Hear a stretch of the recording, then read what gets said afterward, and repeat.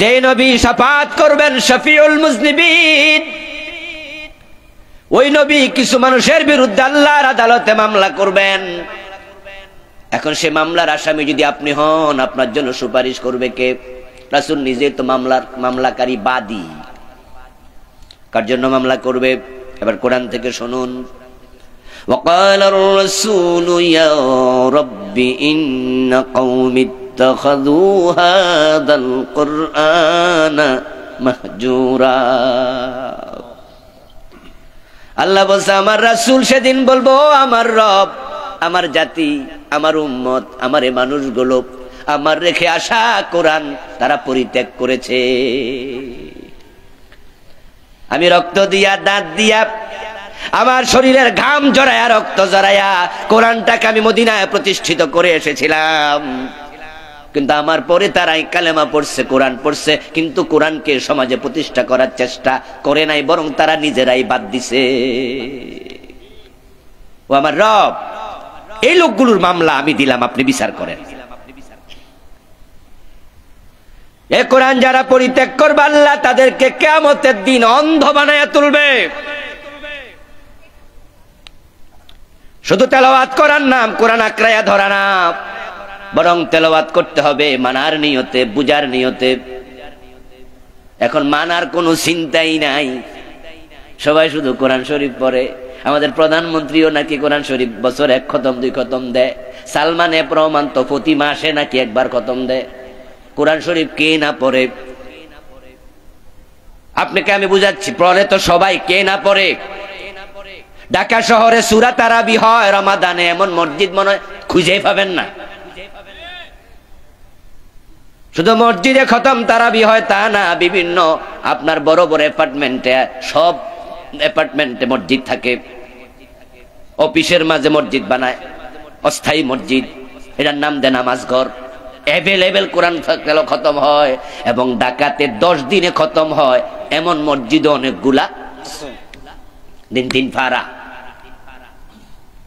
মাশাআল্লাহ, রোজার মাস প্রতি অক্ষরে 10 নেকি, অন্য সময় রমজান মাসে 700, আরো বেশি, আরো বেশি নেক কামাইতে হবে, জান্নাতে যেতে হবে। তাই 10 দিনে 1 খতম। মাশাআল্লাহ, কোরআন প্রেমিক আমার আল্লাহ কয় আযানিয়াতু ওয়াযানি ফাজলিদু কুল্লা ওয়াহিদিম মিনহুমা মিয়াতা জালদা। জেনাকারিনী নারী, জেনাকারী পুরুষ, তাদেরকে ধরে 100 করে বেত দাও। 10 দিনে খতম শেষ। আল্লাহরে জানাই দিছি, আল্লাহ তোমার কোরআন পইরা লাইছি। আল্লাহ কয় জেনাকারীরে 100 বেত লাগাইতে কইছি, 52 বছরে কয়দিন লাগাইছো তাকে হেডা ক।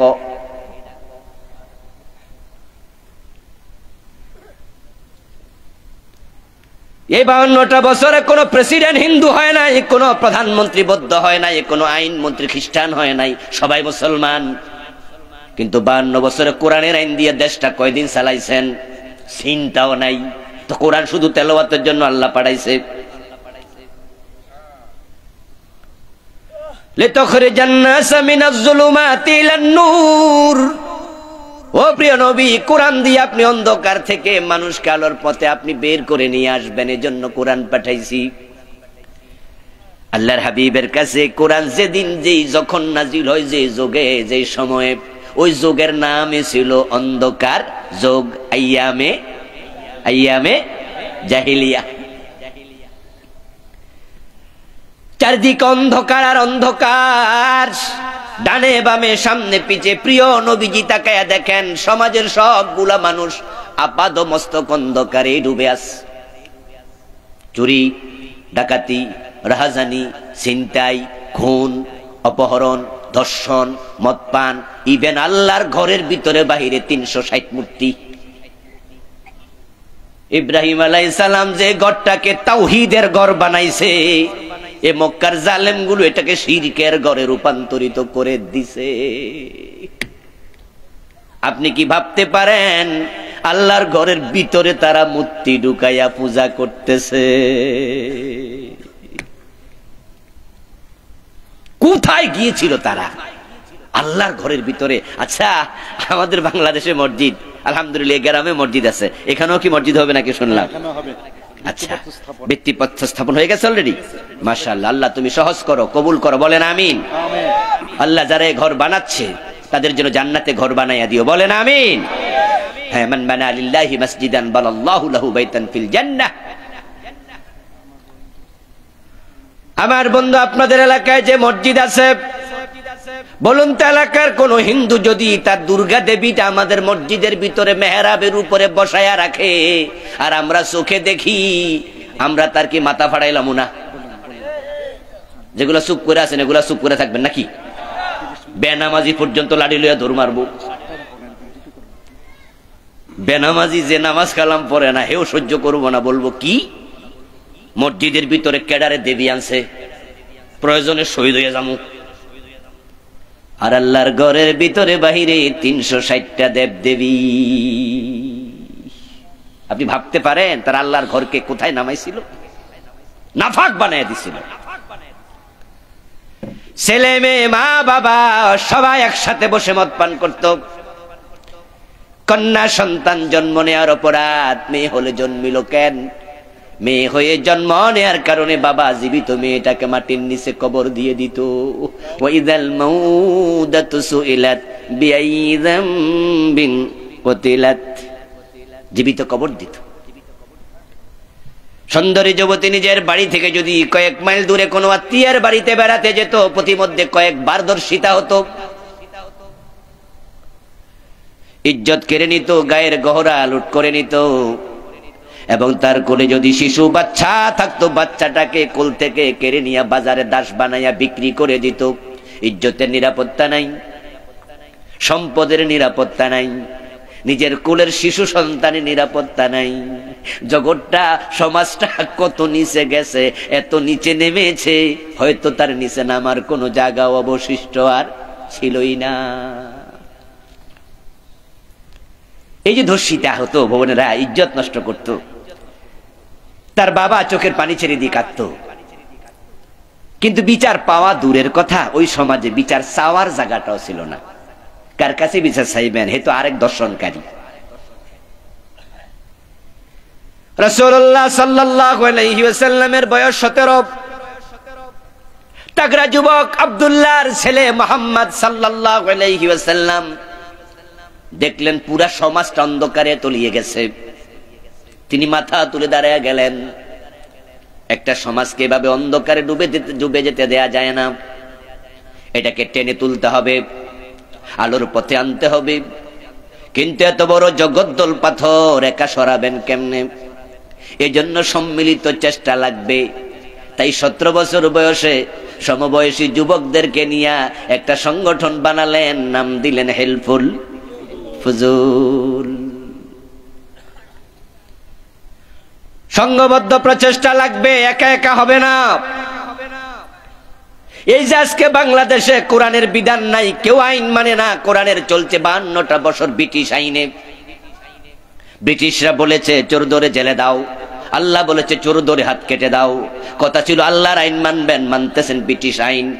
আল্লাহ বলেছে জেনা করলে পাথর মারো, অবিবাহিত হলে বেত মারো। ব্রিটিশরা বলেছে না, তাকে জেলে দাও। আর মিউচুয়াল জেনা যদি হয়, মিউচুয়াল সেক্স হয়, অভিযোগ না করে কোনো বিচার করা লাগবে না, সেই আইনেই চলছে। আল্লাহ রাসূল বলছে মদ পান করলে 80 বেত দিতে হবে। ফারুক আজম ওমর নিজের সন্তানকেও রেহাই দেন নাই। আর বাংলাদেশে ব্রিটিশরা বলছে জেলে দাও, তাদেরকে 80 বেত দেয়া যাবে না। এই 52টা বছর আল্লাহর আইন যে নাই, কারণটা কি? কারণ একটা সম্মিলিত প্রচেষ্টা নাই, বরং কোরআনের আইন লাগবে। এটা অনেক আলেমরাও বুঝে না। সাধারণ মানুষ তো বুঝেই না, আলেমরা পর্যন্ত চুপচাপ। হাজার হাজার আলেম দ্বীন আছে যারা কোরআনের আইনের ব্যাপারে একবারে নির্বিকার। আমি কিটা করতাম, আমার কাম কি? হুজুর কোরআনের আইন লাগবো নি? লাগবো নি মানে আল্লাহ কইছে লাগবো না, তো হুজুর আপনি কিছু করছেন নি? আমি কিটা করতাম, আমি মাদ্রাসায় পড়াই, হুজুরগিরি করি।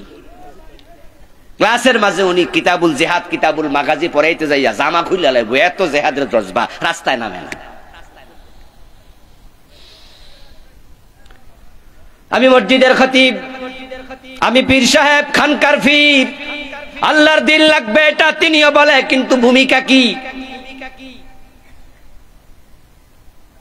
ও দোস্ত আমার, বাড়ি বানাতে হবে? কয় জি। আপনি কি সিদ্ধান্ত নিয়েছেন? হ্যাঁ। তাহলে ঘরে বসে আছেন না বাজারে ইট কিনতে গেছেন, সিমেন্ট কিনতে গেছেন, মিস্ত্রি ঠিক করছেন, রড দোকানে গেছেন, কইগুলো তো না করলে বাড়ি হইব কেমনে? তাহলে মাশাআল্লাহ ভালোই তো বোঝেন, বাড়ি লাগবে বসে, ঘরে বসে থাকেন না বলে অনেক কাজ আছে সব করলেন। আল্লাহ দিন লাগবে কিন্তু কোনো কামে পাওয়া যায় না। লাগবে কয়ে ঘরে বসে থাকে। সম্মিলিত প্রচেষ্টা লাগবে। এর জন্য কোরআনের ব্যাপারে আল্লাহর বক্তব্য হলো আতাসিমু বিহাবিলিল্লাহি জামিআন ওয়ালা তাফাররাকু। আমার রশি কোরআন, হাবলুল্লাহ কোরআন ইসলাম। তোমরা আমার কোরআনকে, সব মুসলমান তোমরা যারা 92% আছো না, তোমরা 92% যারা আছো সবাই মিলে একসাথে আমার কোরআনকে আঁকড়াইয়া ধরো। বলেন তো 92% মুসলমান আমরা সবাই যদি বলতাম যে আল্লাহর কোরআনের আইন থাকতে ব্রিটিশ আইনের দরকার নাই, ডাস্টবিনে ফেলে দাও, তাহলে বাংলাদেশে 8% কাফের, তারা কি কোরআনের বাহিরে চলার সাহস করত? ব্রিটিশ আইন কি সমাজে থাকতো? আদালতে থাকতো? সম্মিলিত ভাবে আমরা ধরিনি। যারা কোরআন ধরনি সাবধান, রাসূলুল্লাহর মামলা খাইবা। এই যে আমরা মাঠে ময়দানে ওয়াজ আসলে এগুলো বলি, এই সিজনে কত ডজন ডজন বার এই ওয়াজ করছি, চান্স পাইলে বলছি। একথার অর্থই নয় আমি বলে যাওয়ার পরে ইসলাম কায়েম হয়ে যাবে, এত সোজা না। এরপরও বলতেছি একটা কারণে, হাসরের ময়দানে আমি মামলার আসামি যেন না হই, আমি যেন বলতে পারি আল্লাহ এই কোরআনের কথা আমি বলেছি, নিজে শিখেছি, নিজে বুঝেছি, সেটা সমাজে যেন বাস্তবায়ন করা যায়। এজন্য আন্দোলন করেছি, মাহফিলে বলেছি, মিছিল মিটিং করছি, বই কাগজ লিখছি। তুমি দেখো আমার আমলনামা, আমারে দয়া করে মাফ করে দাও। এই বলা গুলা যেন আমার নাজাতের ওসিলা হয়। কিন্তু আপনাকে রাসূল যখন মামলার আসামি বানাবে, আপনার নাজাতের মাধ্যম কি? এই যে 52টা বছর কোরআন আপনারা ছেড়ে দিয়ে চলছেন ব্রিটিশ আইনের সাথে তাল মিলাইয়া, আল্লাহ আপনাদের সবগুলাকে, যারা ওদের সাথে তাল মিলাইছেন, হাসরের ময়দানে অন্ধ বানাইয়া তুলবে। আজকে চোখ আছে, সেদিন চোখ থাকবে না। আল্লাহর বক্তব্য, মান আরাদা আন যিকরি ফাইন্না লাহু মাঈশাতান দানকা ওয়া নাহশুরুহু ইয়াওমাল কিয়ামাতি আ'মা। নাউযুবিল্লাহ পড়েন। আল্লাহ তাআলা বলছেন, যারা আমার জিকির, আমার কোরআন থেকে মুখ ফিরিয়ে নিল, মুখ ফিরিয়ে নিল, এ কোরআন নিয়ে সামনে আগায় নাই, ধরে নাই ভালো করে, আমি আল্লাহ তাকে দুনিয়ায় সংকীর্ণ জীবন দেব, বিপদ দেব, মুসিবত দেব। এবং সেটাই তো শুরু হয়েছে। মুসলমানরা যখন কোরআন থেকে মুখ ফিরিয়ে নিছে, তামাম দুনিয়া মুসলমান মাইরি খাওয়া শুরু হয়েছে।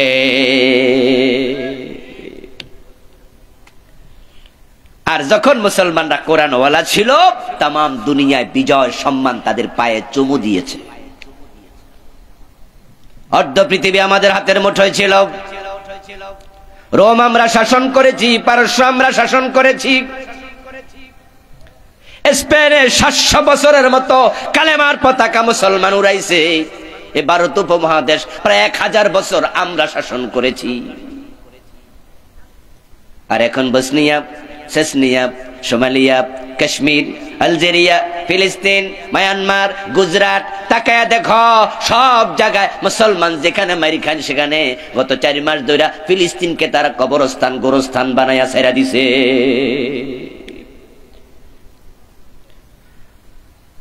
দুইশো কোটি মুসলমান আছে, 65 মুসলিম রাষ্ট্র আছে, 57টি ওআইসির সদস্য আছে। পাকিস্তানের মতো পরমাণু অস্ত্রধর রাষ্ট্র মুসলমানদের সাথে আছে। তুরস্কের মতো আধুনিক সমরাস্ত্রে সজ্জিত সেনাবাহিনী আমাদের সাথে আছে। কাতার, দুবাই এর মতো দেশ, কোটি কোটি ডলার, যাদের মাটি খুললে স্বর্ণের খনি পাওয়া যায়। আল্লাহ এত কিছু দিল, ফিলিস্তিনের মুসলমান মারি খাবে কেন? কেন মারি খাবে? আল্লাহ বলছে, তোমাদেরকে আমি জীবন সংকীর্ণ করে দেব। وما لكم لا تقاتلون في سبيل الله والمستضعفين من الرجال والنساء والبلدان কুরআন তোমরা ছাড়ো নাই। যদি তোমরা বলো আমরা কুরআন ছাড়ি নাই, তোমরা মিথ্যুক। কুরআন যদি তোমরা ধরতা, ফিলিস্তিনে দৌড়াইয়া ঝাঁপাইয়া যাইতাম।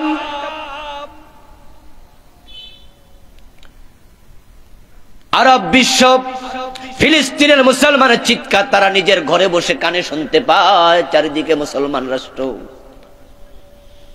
ওই 65 মুসলিম রাষ্ট্র কি ভূমিকা রাখলা তোমরা?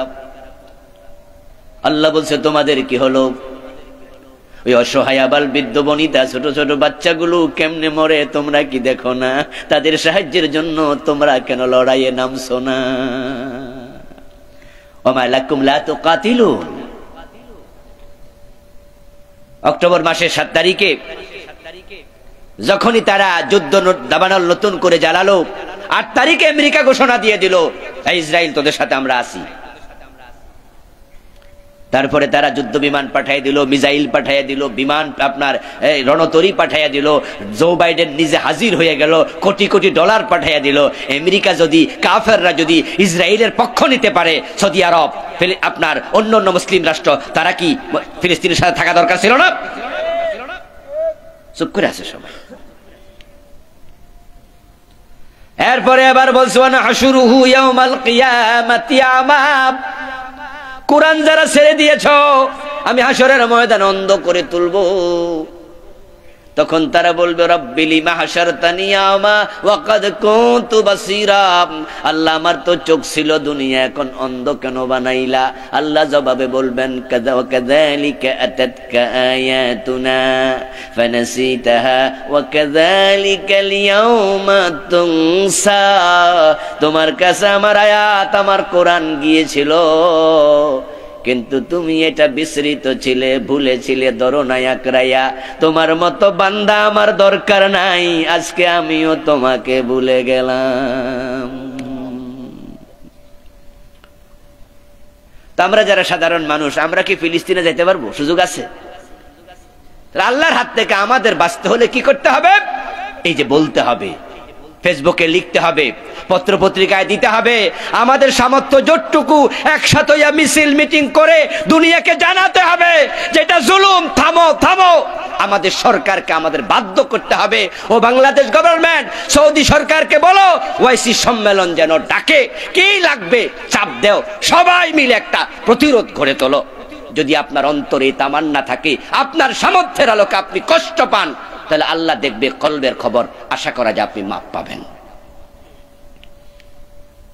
আর আপনিও যদি বলেন যে হেরা মাইর খাইলে আমরা আর কি?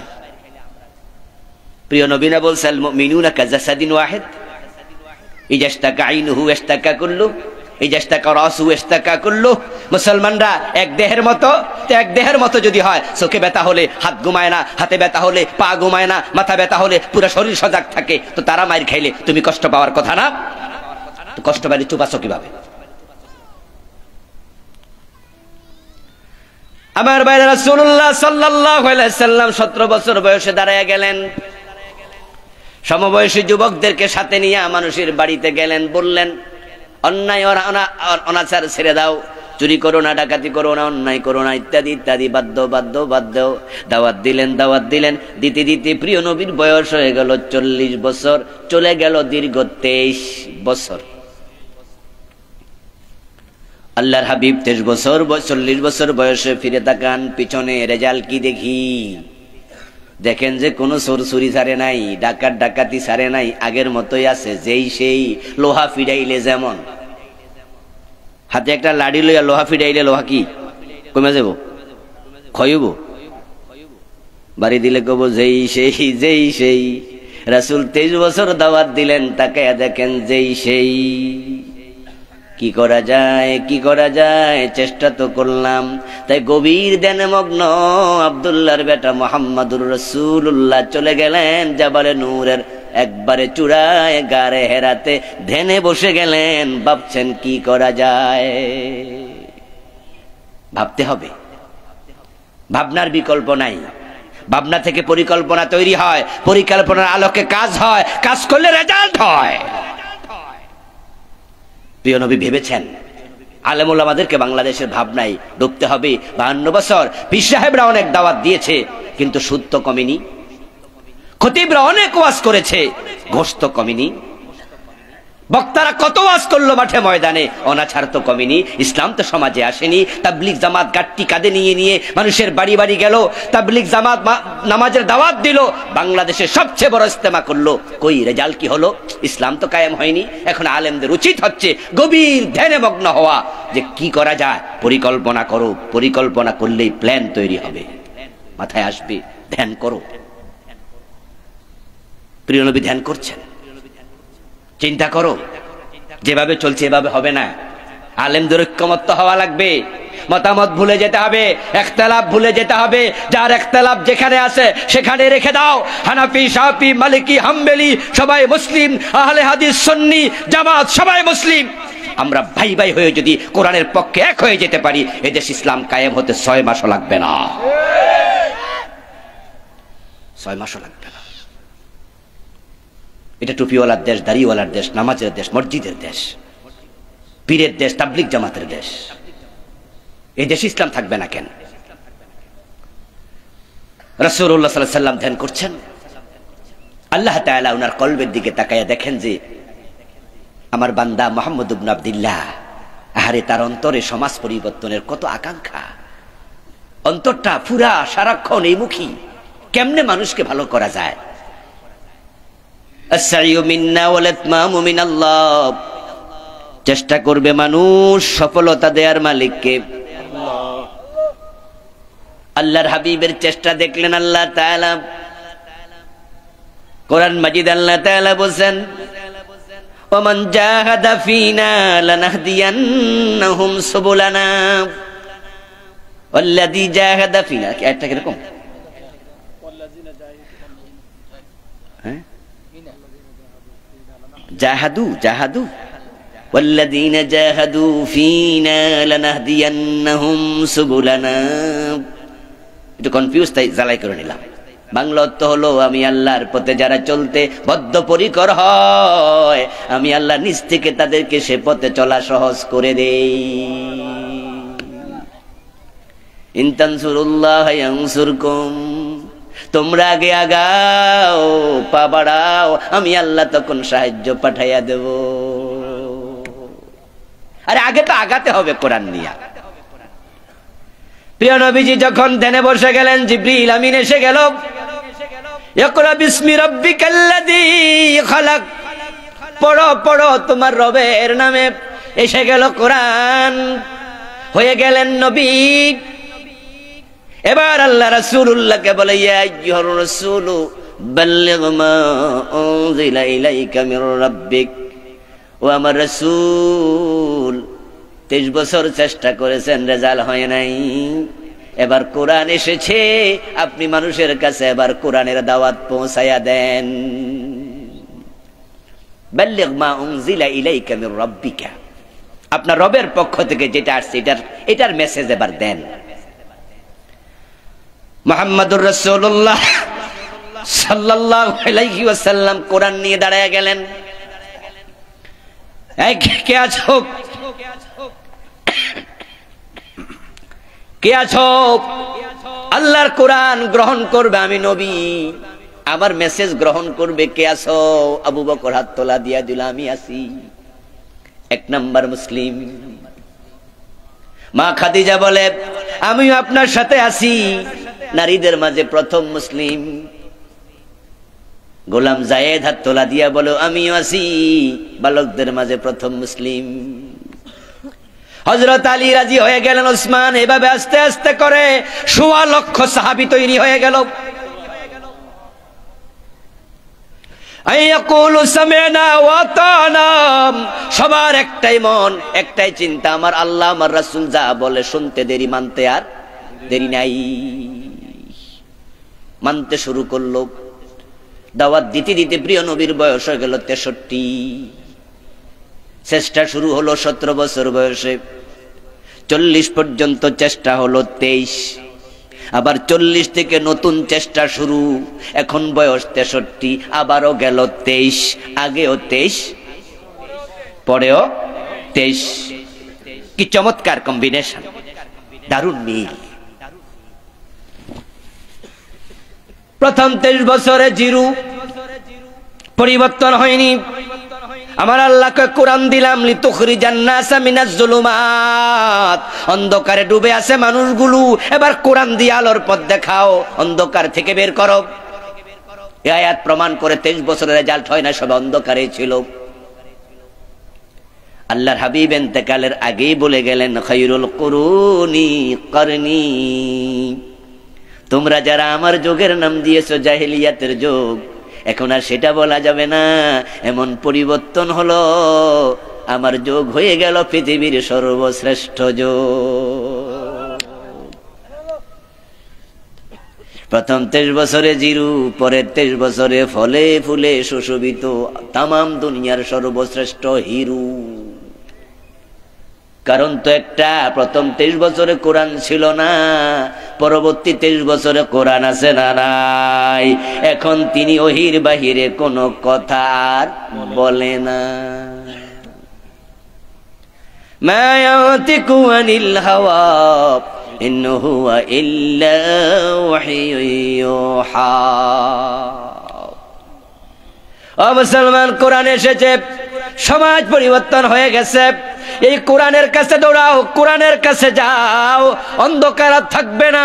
এখন পরিবারে অন্ধকার, ব্যক্তি জীবনে অন্ধকার, গ্রামে গঞ্জে অন্ধকার।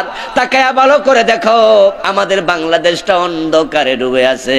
যারা ভালো মানুষ তারা অনেকে নিজের ঘরেও ঘুমাইতে পারে না।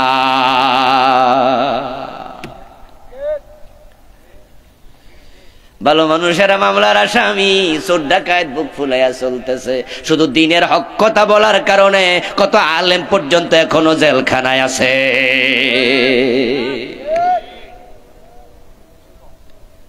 এই অন্ধকার থেকে দেশটাকে যদি বাঁচাতে চাও, কোরআনের কাছে যাও।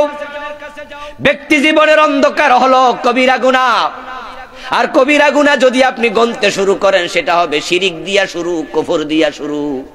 কোরআনের কাছে যারা যায় নাই, তারা শিরিক এবং কুফরে লিপ্ত আছে।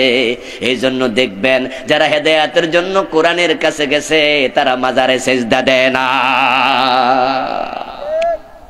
আর যারা কোরআন থেকে হেদায়েত নেয় নাই, পীরের কাছে গেছে হেদায়েতের জন্য, কোরআন ছাইরা দিয়া ভণ্ড পীরের হাতে পইরা ঈমান আমল সব বরবাদ করে দিয়েছে। আমার ভাইয়েরা যারা পকেটের টাকা খরচ করে হিল ট্যাক্সে মেজবান্ডার দরবারে যায়, ওরা কেউ কি জাহান্নামে যাওয়ার নিয়তে গেছে আজ পর্যন্ত শুনছেন? ওরাও হেদায়েতের জন্য গেছে। যারা নিজের পকেটের টাকা খরচ করে দেওয়ানবাগে মতিঝিলে যায়, তারা কেউ কি জাহান্নামে যাওয়ার চিন্তা নিয়ে পীরের কাছে একদিন গেছে? না, আমাদের হুজুর ভালো মানুষ, ওনার কাছে গেছে। যারা আট্রসি দরবারে যায়, গরু ছাগল লইয়া যায়, বৌজি লইয়া যায়, নিজের ফোলা মাইয়া লইয়া যায়, শত শত টাকা খরচ করে ফরিদপুরে, কেউ কি দোজকে যাওয়ার চিন্তা নিছে মাথায়? না, জান্নাত।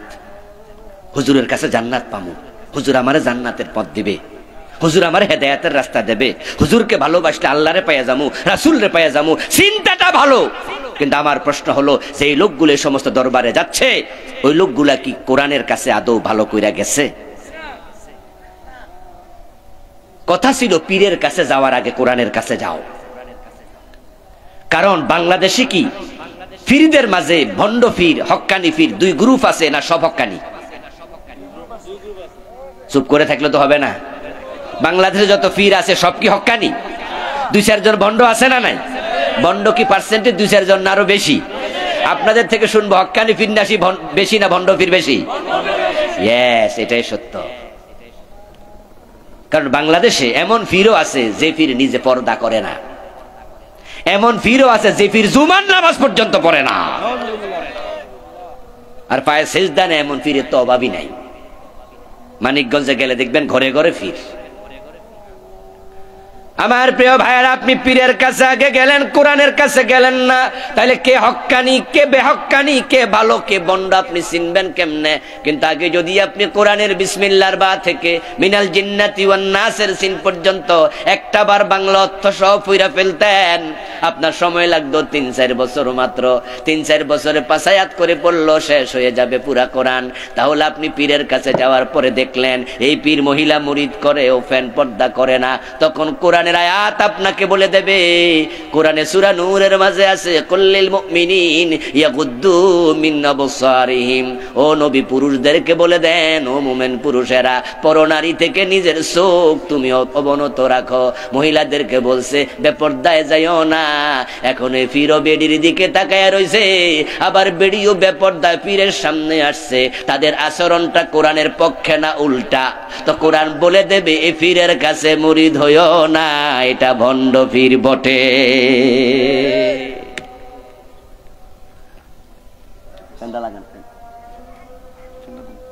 কোরআনের কাছে আপনি যদি যেতেন, তাহলে কোরআন আপনাকে বলতো ওয়াকাদা রাব্বুকা আল্লা তা'বুদু ইল্লা ইয়্যাহ, তোমার রবের ফয়সালা আল্লাহ ছাড়া কারো ইবাদত করা যাবে না।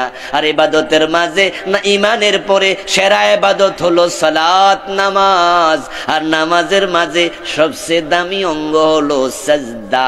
এখন আপনার কোরআন আপনাকে বলতো যে পীর মুরিদের সেজদা নেয়, এটা কোরআন বিরোধী পীর, এর কাছে মুরিদ হওয়া যাবে না। কিন্তু কোরআনের কাছে না যাইয়া পীরের কাছে গেছ, তখন বন্ড পীরের হাতে পইরা তুমি মুশরিক হওয়ার সম্ভাবনাও আছে। এই জন্য ব্যক্তি জীবনকে আলোকিত করতে চান, কোরআনের কাছে যান। আমাদের সমাজে শিরক এখন বন্যার পানির মতো ঢুকেছে, অথচ কোন ব্যক্তি যদি শিরকের উপর মারা যায়, তার জন্য আল্লাহর জান্নাত আল্লাহ নিজে হারাম করে।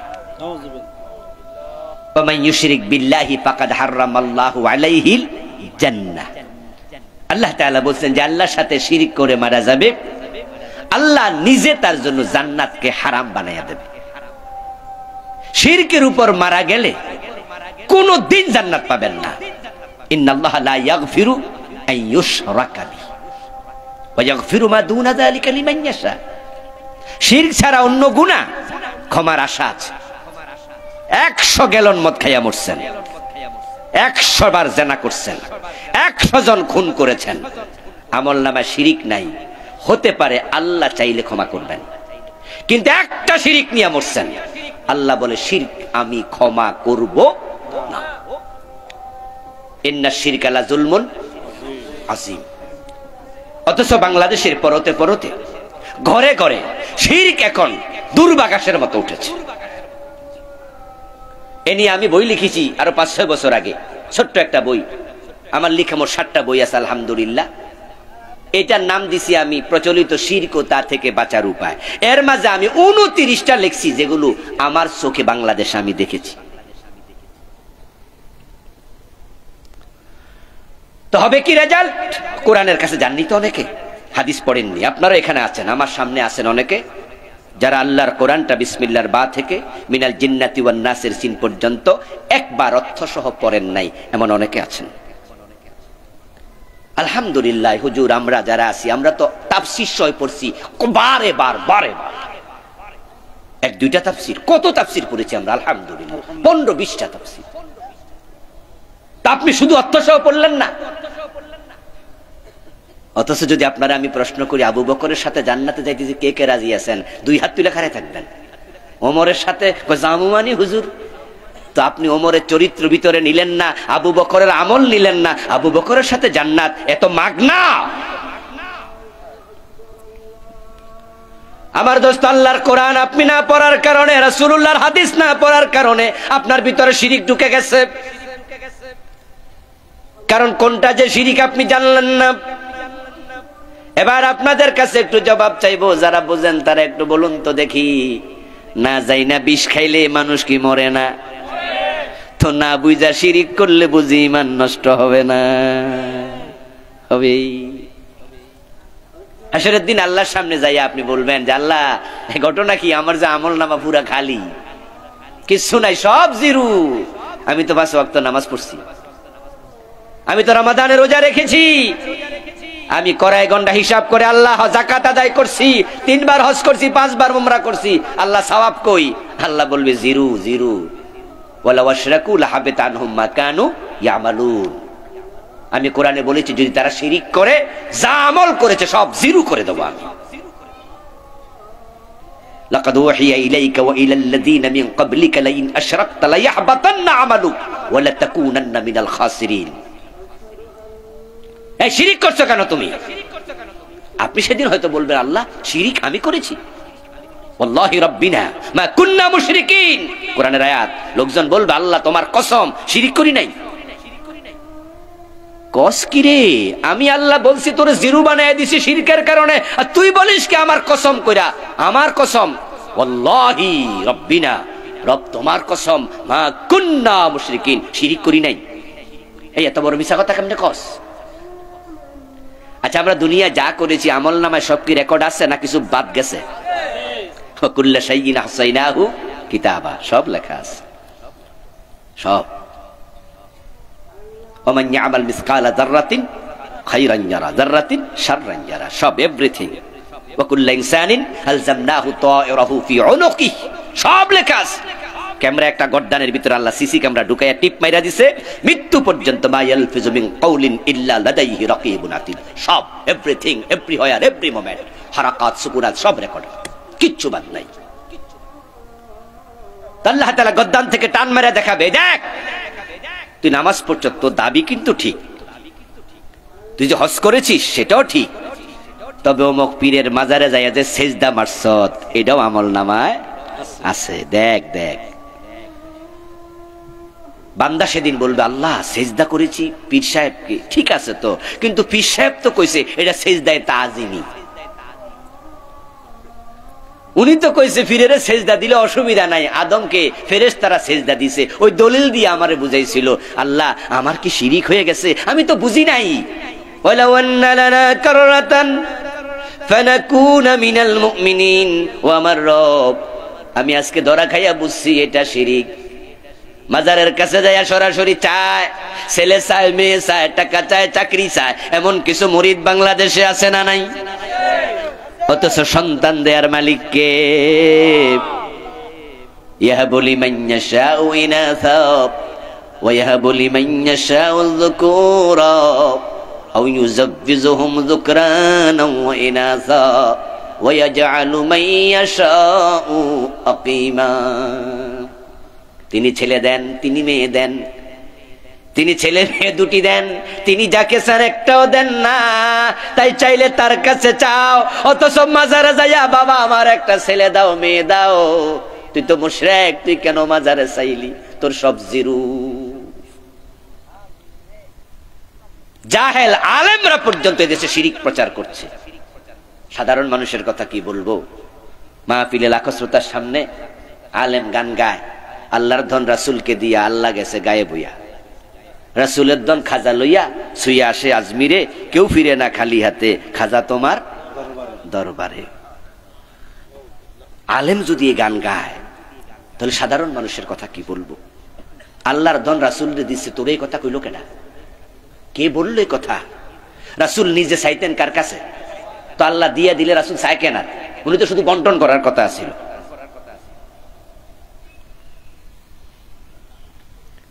আল্লাহ বলছে কুল্লা কুলু লাকুম ইনদি খাযাইনুল্লাহ, আমরা বলেছি যেই বক্তায় জাতীয় গান গাইছে, শ্রোতারা শুনছে, যারা বলছে, যারা শুনছে, বিশ্বাস করলে সবাই কাফের, সবাই মুশরিক, কারণ কোরআনের একবারে উল্টা।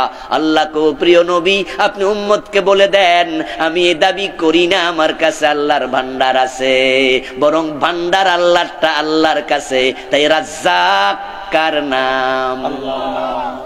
তো আল্লাহর ভান্ডার রাসূল রে দিলে আল্লাহ রাজ্জাক থাকে কেমনে? আচ্ছা রাসূলের কাছে যদি আল্লাহর ভান্ডার চলে আইতো তাহলে রাসূল তো উম্মতরে বলতো যে আমার কাছে চাও, কিন্তু রাসূল কোনদিন বলছে যে আমার কাছে চাও নাকি বলছে আল্লাহর কাছে চাও? ইজা সাআলতুম ফাসআল, ইজা সাআলতা ফাসআলিল্লাহ, ইজা ইসতাআনতা ফাসতাইন বিল্লাহ। আরে বক্তা কইলো জাতিরে, না আল্লাহটা আল্লাহ রাসূলকে দিয়ে দিস। আচ্ছা এরপরে কি হইলো?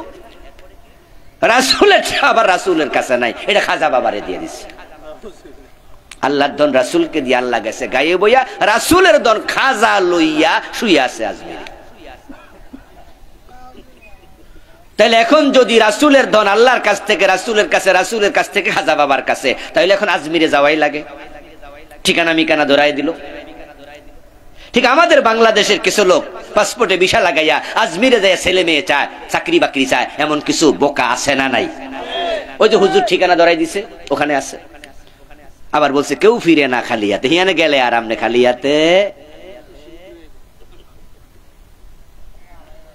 আমার বন্ধু শিরিক ঘরে ঘরে ঢুকে গেল।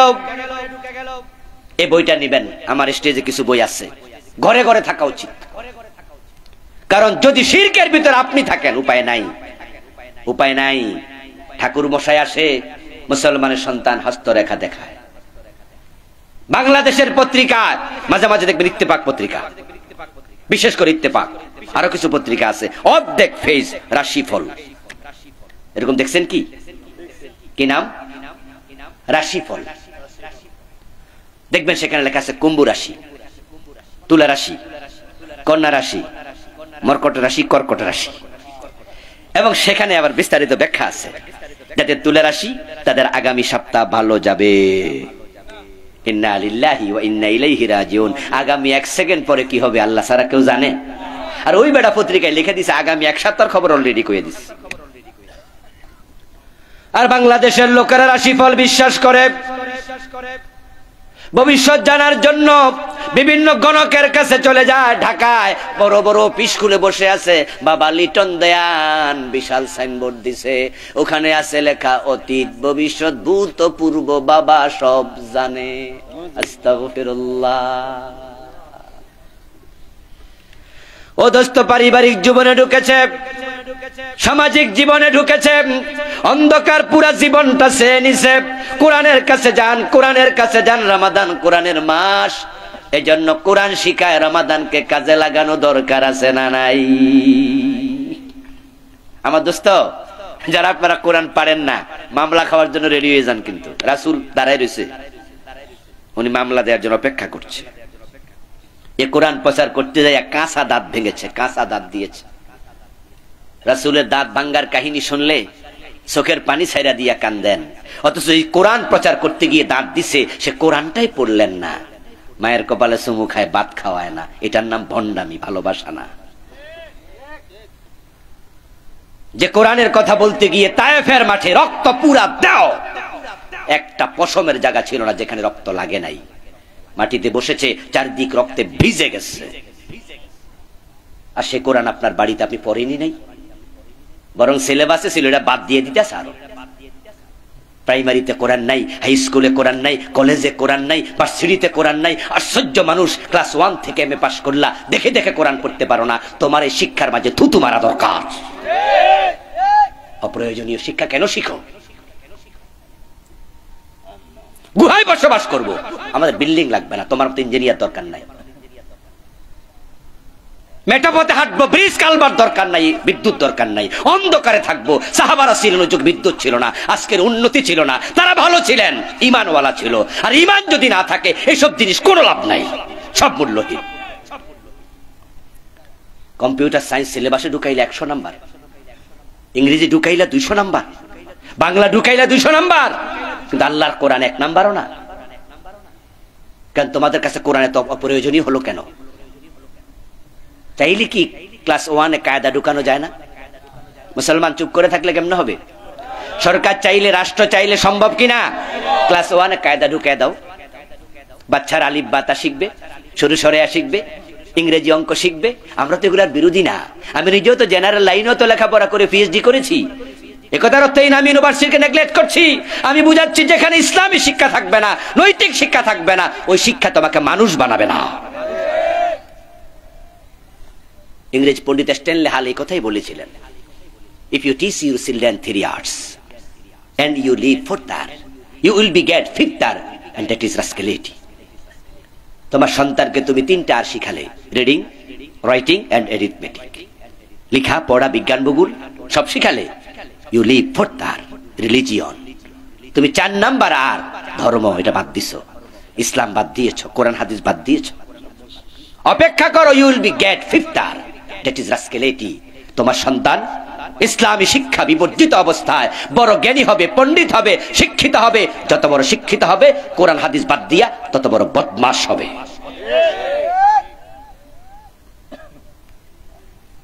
এমন সন্তান রেখে যাচ্ছেন, আপনি মারা যাবেন, জানামান নামাজটা পড়াইতে পারবে না, অথচ আপনি 3 সন্তানের বাবা, আপনি 4 সন্তানের বাবা। আমাদের বাংলাদেশের বর্তমান প্রভাবশালী মন্ত্রী ওবায়দুল কাদের দলের সেক্রেটারি জেনারেল, কিন্তু আল্লাহ তাকে একটি সন্তান দেয়নি, আর আপনাকে 4টা দিয়েছে, আপনি রিক্সাওয়ালা। তাহলে এই ক্ষেত্রে করুণা ওবায়দুল কাদেরের চেয়ে আল্লাহর করুণা আপনার উপরে কম না বেশি?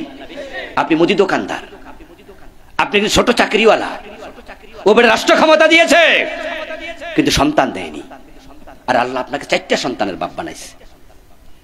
নিয়ামতের শুকরিয়া হিসাবে কোরআন শেখানো দরকার না? যে আল্লাহ আমার সন্তান না দিলে তো পারতো, ওবায়দুল কাদেরকে দেয়নি, এত বড় নেতা, আমার না দিলে কি করতাম আমি? বাবা অহংকার করে, গর্ব করে, হুজুর হ্যাঁ আমার ছেলে একটা এবার এই হয়েছে, কি মেডিকেল এথিক্সে ইঞ্জিনিয়ার হয়ে গেছে, ব্যারিস্টার হয়ে গেছে, ভালো ভালো ডাক্তার লাগবে, না হয় আমরা চিকিৎসা করাবো কার কাছে, ইঞ্জিনিয়ার হোক, কারণ আমরা তো ব্রিজ কালভার্ট দিয়ে পার হওয়া লাগবে, ব্রিজ কালভার্ট না হলে ডাকাতে আইতাম কেমন আমি তাড়াতাড়ি, মেঘনা ব্রিজও তো লাগবে। এগুলাকে আমরা অস্বীকার করি না, কিন্তু শোনো দোস্ত, তোমার সন্তানকে সব কিছুর আগে কোরআনের শিক্ষা দেওয়া উচিত, এটা হোক জীবনের ফাউন্ডেশন। তাহলে কি রেজাল্ট হবে? আপনার সন্তান আপনার জানাজার নামাজের ইমামতি করতে পারবে। সিলেবাসে ক্লাস 1-এ কায়দা থাকতো, ক্লাস 2-তে একটু কয়েকটা সূরা শিখাইতো, 10-12টা সূরা, ক্লাস 3-তে আমপারা ঢুকাই দিত, ক্লাস 4-5-এ গেলে একটু কোরআন শরীফ রিডিং পড়া শিখাই দিত, ক্লাস 6-7-8-এ কিছু কিছু তাফসীর শিখাই দিত, কিছু শব্দের ব্যাখ্যা শিখাই দিত, ইন্টারমিডিয়েট পর্যন্ত 100 নাম্বার কোরআন, 100 নাম্বার হাদিস ঢুকায় দাও, প্রতি ঘরে ঘরে কোরআনের আলেম তৈরি হয়ে যাবে। আপনার ডাক্তার ছেলে আপনার জানাজার নামাজের ইমাম হবে, সাত গায়ে দিয়ে দাঁড়ায় যাবে, আমরা মানা করবো না। আমরা এতটা কনজারভেটিভ নয় যে আপনার সন্তান যদি শার্ট প্যান্ট পরে অভ্যস্ত হয়, যারা ইঞ্জিনিয়ার যারা ডাক্তার তারা কি আমার মতো বড় কথা দেয় নাকি? না, আপনার ডাক্তার ছেলে ঠিক যে অবস্থায় আছে, শার্ট প্যান্ট পবিত্র হলে আমরা বলবো বাবা জানাজার নামাজ হে পড়াক, অসুবিধা নাই, আমার লম্বা কোত্তাকা দিয়ে আমি ধাক্কায় হেরে সরাই দেবো না। কিন্তু এমন সন্তান বানাইছে অজু করতে ভালো করে জানে না, অজুর যে 4 ফরজ সেটাই তো জানে না, নামাজে 13 ফরজ সেটাই তো জানে না, সবাই না, এই সংখ্যাটাই হলো সবচেয়ে বেশি। এই জন্য কোরআনমুখী হয়ে যান, নিজেরা কোরআন শিখেন। আল্লাহর কাছে বলতে পারবেন না আল্লাহ আমি কোরআন শিখি নাই, কারণ যে কঠিন কিতাব কেমনে শিখি, আমি তো হুজুর না। আল্লাহ বলবে এই বেটা কি বললি, ওয়ালাকাদ ইয়াসসারনাল কুরআনা লিযিকর, আমি শিখার জন্য, বুঝার জন্য, মানার জন্য কোরআনকে সবচেয়ে সহজ করেছি। আসলেও ভাই কোরআনের মতো সহজ কিতাব এই পৃথিবীতে একটাও নাই। মাত্র 7 বছরের বাচ্চা, 6 বছরের বাচ্চা 30 পারার হাফেজ, এমন বাংলাদেশও আছে না নাই? মাত্র 27 দিনে 30 পারা মুখস্থ করছে, এমন রেকর্ড বাংলাদেশও আছে। নিউ ইয়র্কে আমার এক সফরে, ওখানে একটা কওমি মাদ্রাসা আছে বিশাল, নিউ ইয়র্ক শহরে। তো ওখানে আমাকে ওই মাদ্রাসার প্রিন্সিপাল সফরে নিলেন, ঘুরাইতে নিলেন। সেখানে 2 জন হুজুরের সাথে আমাকে সাক্ষাৎ করালেন, সিলেটি 2 জন মানুষ, একবারে বুড়া, ওনাদের রুম ওনারা মোতালা করছে, পড়ছে। তা আমাকে বললেন যে হুজুর আমাদের উমু মুহাদ্দিস, উনিও মুহাদ্দিস, দাওরা মাদ্রাসা।